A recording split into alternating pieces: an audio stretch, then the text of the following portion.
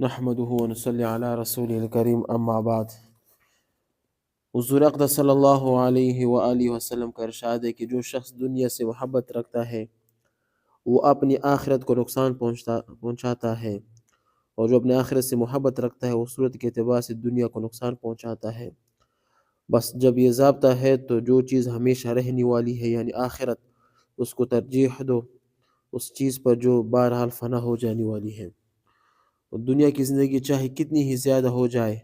بہرحال ختم ہونے والی ہے، اور اس کا مال و متاع چاہے کتنا ہی زیادہ سے زیادہ ہو جائے ایک دن چھوٹنے والی ہے، موت سے چھوٹ جائے چاہے ضائع ہو جائے، جانے سے چھوٹ جائے، اور آخرت کی زندگی کبھی بھی ختم ہونے والی ہی نہیں، اس کی نعمتیں ہمیشہ ہمیشہ رہنے والی ہے۔ ایسی حالت میں کلی ہوئی بات ہے کہ آدمی میں اگر ذرا سی بھی عقل ہو تو وہ ایسی چیز کو اختیار کرے جو ہمیشہ اپنے پاس رہے گی، ایسی چیز کے پیچھے پڑنا جو کسی طرح بھی اپنے پاس ہمیشہ نہیں رہ سکتی، بیوقوفی کی انتہا ہے۔ مگر ہم لوگوں کی عقل پر غفلت کا پردہ پڑا ہوا ہے، اس اسٹیشن کی ویٹنگ روم کی زینب و زینت پر دل لگائے بیٹھے ہیں، اور قیام صرف اتنا ہی ہے کہ جب ریل گاڑی آ جائے اس پر سوار ہو جانا ہے۔ اتنی ذرا سے وقت میں اگر آدمی اپنے سفر کی تیاری مصروف رہے، اپنے سامان سفر کو تیار کر لے، جو چیزیں وطن میں پہنچ کر کام آنے والی ہے ان کو فراہم کر لے تو یقیناً اس کے لیے کارآمد ہے۔ اور اگر وہ اپنی قیمتی وقت اور تھوڑی سی فرصت وہاں کی سیر سپاٹے میں خرچ کر دے، اپنا سامان بکھرا پڑا رہے اور خود ویٹنگ روم کی صفائی اس کی فرنیچر کو کرینے سے رکھنے میں لگ جائے، یا اس سے بڑھ کر حماقت یہ کر کے اس میں لٹکانے کے واسطے آئین اور نقشے خریدنے میں لگ جائے تو اپنا سامان بھی کھوئے گا، اپنا مال متاع کو بھی ضائع کر دے گا۔ اس حدیث پاک میں دنیا سے محبت نہ کرنے پر تنبیہ ہے کہ محبت ایسی سخت چیز ہے کہ جس کے ساتھ بھی لگ جائے رفتہ رفتہ آدمی کو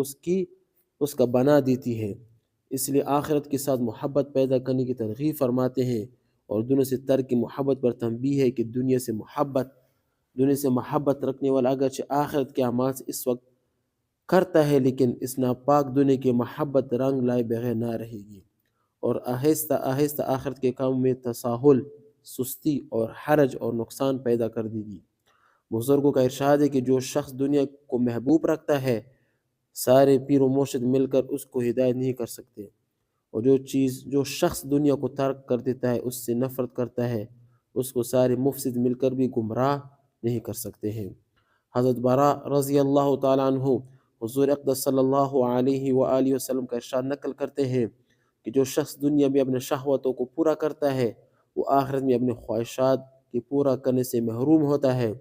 اور جو شخص دنیا میں ناز پرورش رئیس لوگوں کی زیب و زینت کی طرح لچائی ہوئی آنکھوں سے دیکھتا ہے وہ آسمانوں کے بادشاہ میں ذلیل سمجھا جاتا ہے، اور جو شخص کم سے کم روزے پر صبر و تحمل کرتا ہے وہ جنت میں فردوس سے اعلیٰ میں ٹھکانہ پکڑتا ہے۔ حضرت لقمان علیہ السلام مشہور حکیم ہے، قرآن پاک میں بھی اس کے نصائح کا ذکر فرمایا گیا ہے۔ یہ ایک حبشی غلام سیاہ فام تھے، اللہ جل شانہ نے نوازا کہ حکیم لقمان بن گئے۔ بعض روایات میں ہے کہ حق تعالی شانہ نے ان کو اختیار دیا تھا کہ حکمت اور بادشاہت میں جس کو بھی چاہے پسند کر لے، تو انہوں نے حکمت کو پسند فرمایا۔